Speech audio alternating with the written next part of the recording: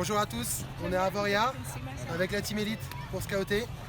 Comme vous voyez, les conditions sont pas au top, mais on est là. Quand l'agence Elite débarque en station, cela se voit. Durant 3 jours, Jennifer et son équipe ont une mission bien précise pour cette toute première édition de ce Elite Winter Tour. Ils doivent dénicher les éventuels futurs modèles de demain. C'est difficile d'expliquer parfois qu'est-ce qu'on recherche dans un mannequin. C'est jeunesse, la fraîcheur, ça peut être la photogénie, c'est le regard, c'est la personnalité.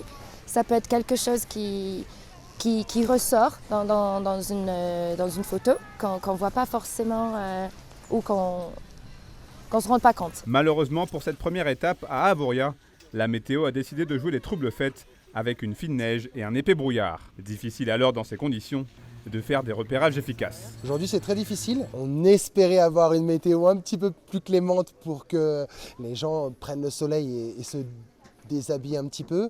Mais on a quand même une expertise, on travaille depuis des années en agence de mannequins. La taille est un critère très important. Donc déjà c'est une première chose, on arrive à juger de la taille des gens très rapidement. C'est notre travail aussi d'aller vers les gens et d'aller un petit peu parler de notre concours.